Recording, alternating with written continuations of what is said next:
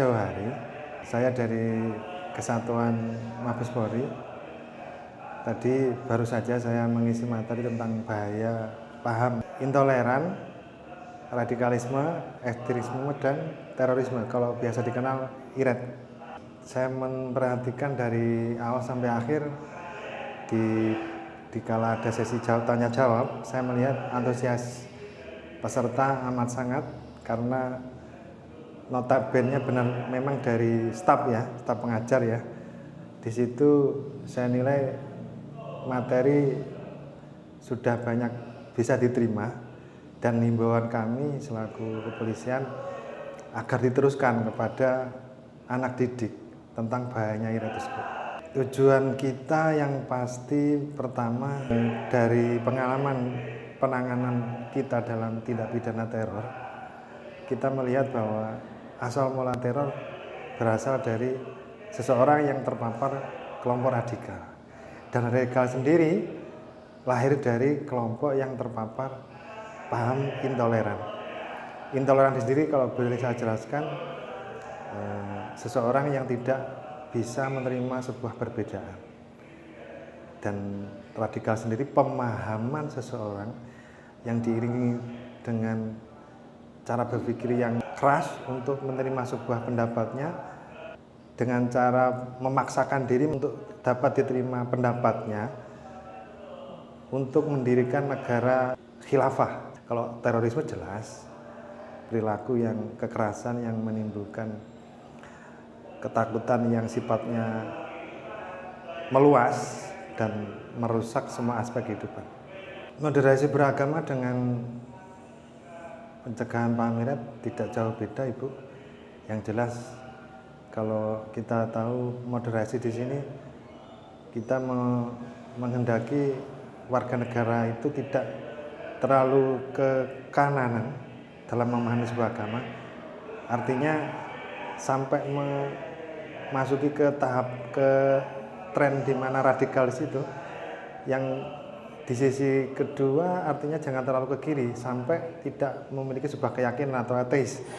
Artinya kalau dipahami IRED di sini, ya seyogyanya namanya teroris ini kan tidak teroris di sini ya, tidak ada rujukan dari sebuah satu pun agama. Jadi tidak merujuk dari sebuah agama.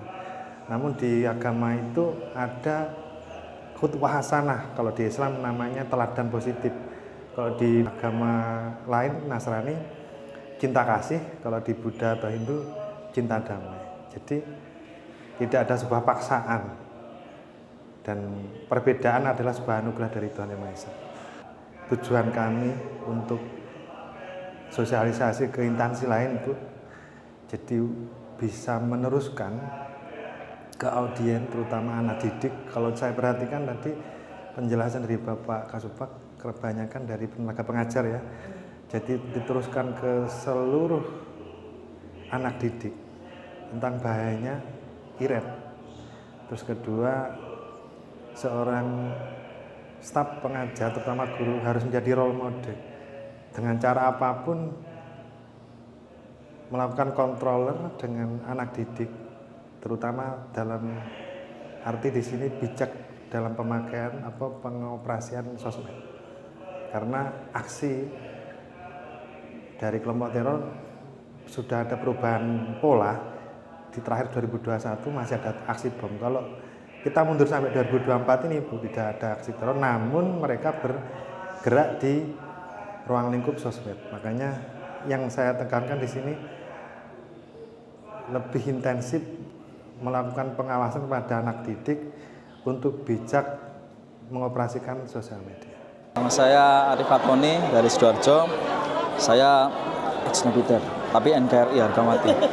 Oh ya, Masya Allah, saya senang sekali bisa sharing ya kan, orangnya ramah-ramah, terus baik-baik, Masya Allah. Yang terutama pendengar setia, jadi antusias sekali para pesertanya, terus juga fasilitasnya istimewa, top. Jadi ya, saya berharap agar teman-teman ini, karena dulu saya adalah pelaku, dan saya merasa punya tanggung jawab secara moral untuk membentengi teman-teman dari paham radikal supaya nggak tertular jadi paham radikal. Jadi peserta hari ini jenengan dari latar belakang apapun itu, entah pendidik, entah dari urusan agama, jenengan semua punya kewajiban terhadap diri dan keluarga. Jadi jangan ragu-ragu untuk tingkatkan literasi, sering baca, sering curhat dengan keluarga terdekat, karena keluarga itu adalah orang terdekat kita, saling curhat. Terus juga jangan lupa ngaji di ustadz-ustadz yang jelas, kayak Ustadz Adi Hidayat, Ustadz Abdul Somad, Ustadz Gus Baha, supaya ilmu agama kita yang kita peroleh itu tidak menyimpang, gitu, supaya lurus sesuai Islam rahmatan lil alamin, sesuai Ahlussunnah wal Jamaah. Harapannya supaya agar terorisme di Indonesia ini tidak lagi berkembang, ya. Harapannya teman-teman yang terpapar itu semoga teman-teman luapkan ide-idenya, pemahamannya itu, agar orang lain bisa tahu bahwa jenengan ini tingkat keparahannya seperti apa. Dan saya berharap dengan seperti itu kita jalin komunikasi yang baik, bertukar pikiran, jangan ada pemahaman yang eksklusif. Ini jadi Indonesia yang maju. Jadi kita fokus untuk memajukan Indonesia, bukan fokus untuk merasa benar sendiri.